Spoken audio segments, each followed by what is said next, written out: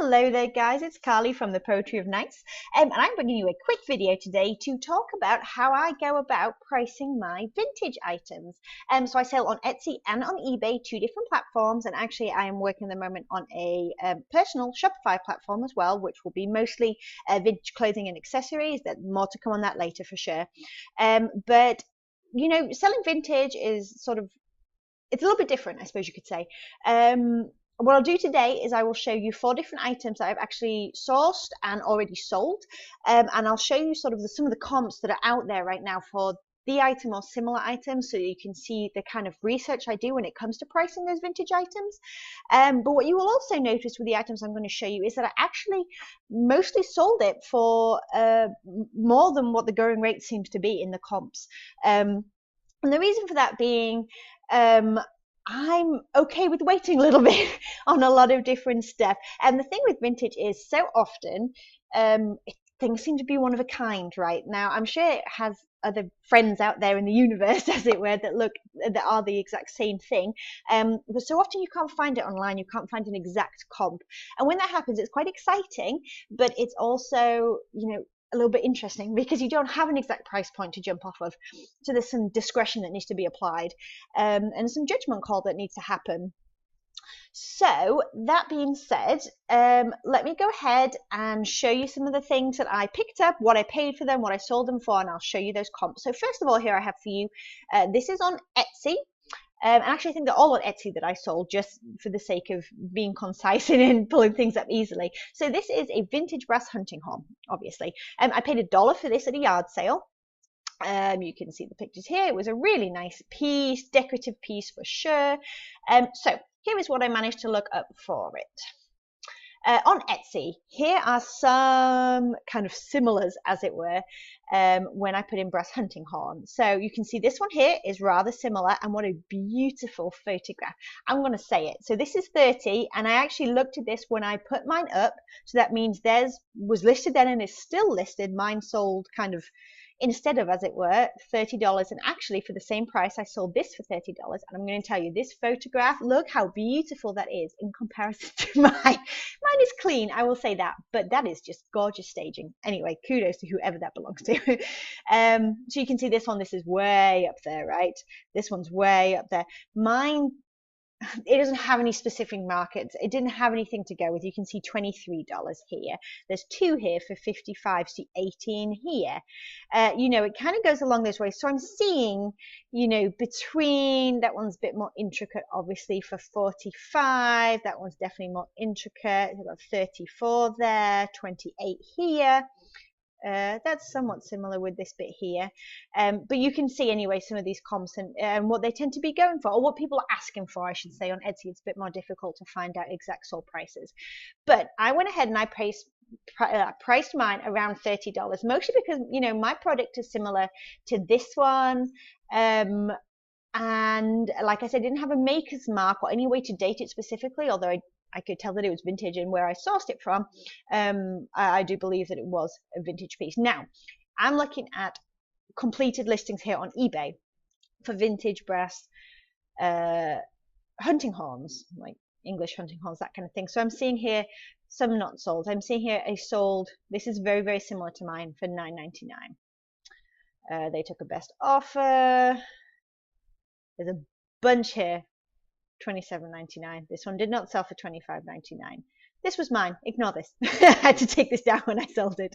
See one here, $8.73. So $30 not sold. So as you can see, I got a pretty good price for my item for $30 there in comparison to what was out there as well already. So I'm pretty pleased with that. I am pleased with that. And a reason why I went ahead and priced it the way that I did, and I will say this sold in less than a week. Less than a week and it was gone.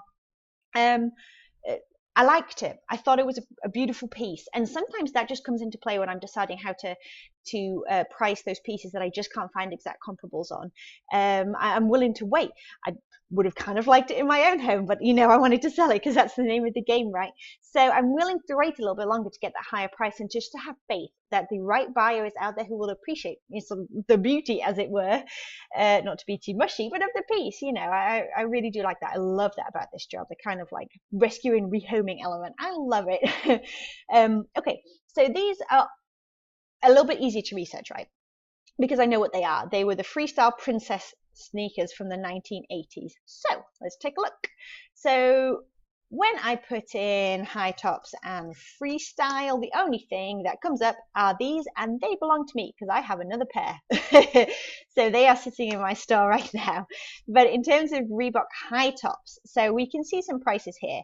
And I will say, let me go ahead and point out, I took plenty of photos, but you can probably see here that the condition is definitely one of having been worn. You can see some wear here, you can see a little bit of staining and stuff. I clean them up as best I can. There's some staining, but they were definitely a worn pair of shoes. These look almost immaculate. Let's see what else we got. There's not a lot on Etsy to compare to really, so that probably did me pretty well in terms of sort of the basic white athletic shoes as a comparable. Okay, so now let's take a look at eBay. So these again look in pretty good shape. I would say better shape than mine, right? They sold for $40 with free shipping. Okay, buyer paid shipping for mine. We have another pair here for just under $30, another pair here for $16.50. They did not sell, they sold for $25. They have the box as well. These did fantastic. They look like they're new though. $72.99, $22, $20. So as you can see, again, let me tell you what I got for these. I paid $1 for these at a thrift store, and I sold them for $59.95. And they sat for about 2 weeks in my store before they sold. So again, I thought they were a really cool pair of shoes. And on Etsy, the platform that I ended up selling them on, I chose that platform. I did list them on eBay as well, but Etsy was a definite for me because there's not a lot of comparables, right, from that particular style of shoe. So if someone is looking for that on that platform, chances are they're going to stumble upon my product. And as long as the photos are decent, the description is, as good as it can be, all that kind of stuff, hopefully, they would pick mine. And they did, which is really exciting. All right, so, okay, this was a really fun one for me. So I picked up this vintage German beer Stein. It's a lidded one at a yard sale for $2. And it was gorgeous. It was very intricately done. It had this, look at all this carving, oh my goodness. And then it had this writing down here and this intricate metal lid with, oh, it was beautiful. So, see Germany there? Let me talk to you about this piece. So I did not have a maker's mark that I could make out. You can see down here, there's a bunch of little marks, and I just do not know if those were maker's marks. I tried my best. I did as much research as I could as I went cross-eyed. But anyway, let me let you know for this piece exactly, also I should say specifically, how I knew it was vintage. I knew it was vintage for several reasons. So first of all, the Germany mark. That means it's not a cheap replica from somewhere like, China. So that's always good. You can also see some crazing down here that's showing some wear. Also, the fact that this metal lid has some intricate work and it has the thumb latch here, that's also a sign. And deep inside of there, if you look down, right down deep into the bottom, you'll see that there was like a raised portion, which is usually a sign that it's been handmade because there's that imperfection there where it's been molded around the thumb. So those are quite interesting features that told me that this was, while it may have been a replica of, a very old piece, it was most certainly, old enough to be considered vintage on Etsy. And a very interesting piece at that. So, like I said, I picked up for $2 and I sold it for $49.95.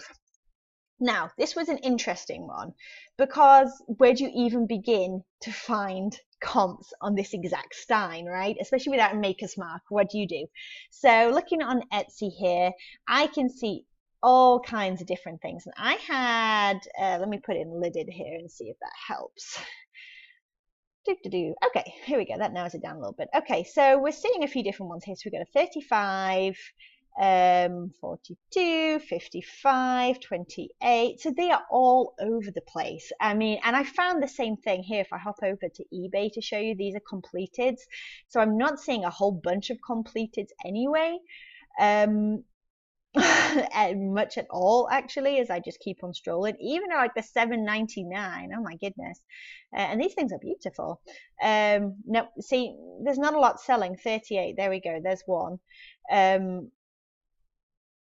Oh, lovely. Oh, he's big.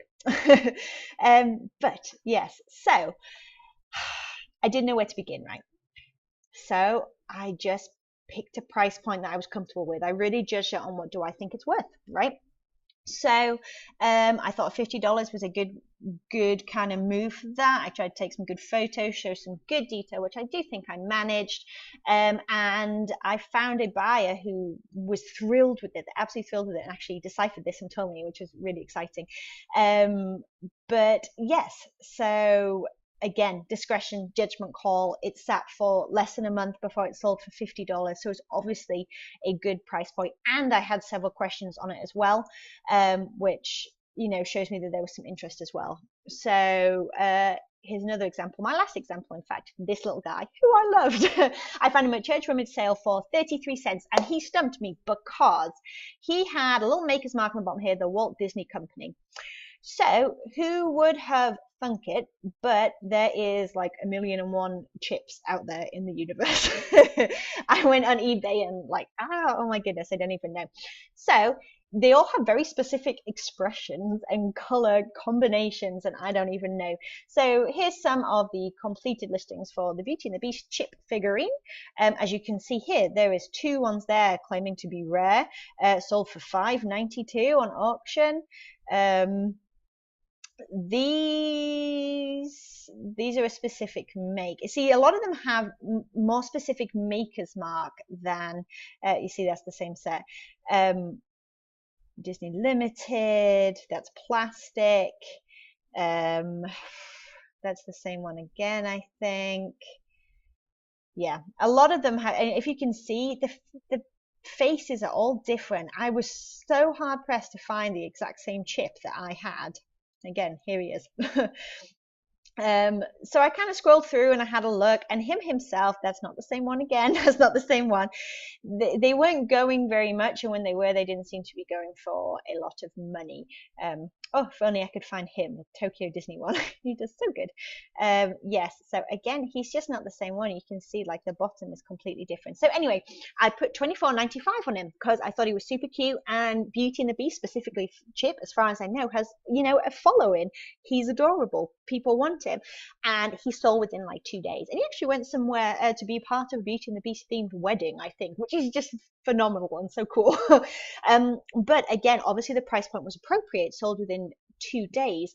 So again, it's a judgment call. The Etsy audience I felt would be more appropriate for him. I did not even list him on eBay, and I guess I was right, because that is where he sold on Etsy.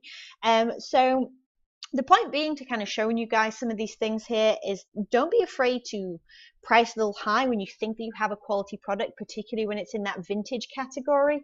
It can be hard to find those exact comps, and different things make a difference, right? That German Stein, who knows what sold it for $50 to the buyer.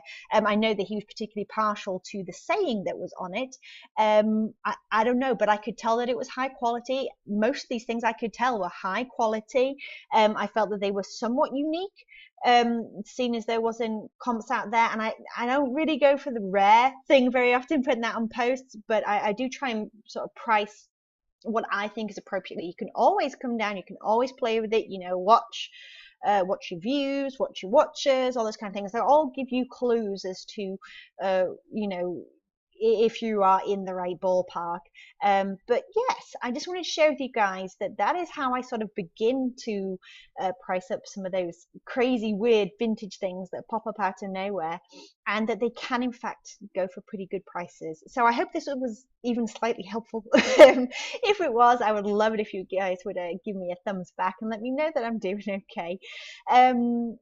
Subscribe if you want to see some more. I am going to do some more videos like this, and I always do my haul videos and my sales videos anyway, let you guys know what's going on in my shop. And guys, thank you so much. I hope you have an awesome week, and I will talk to you at the weekend. Bye.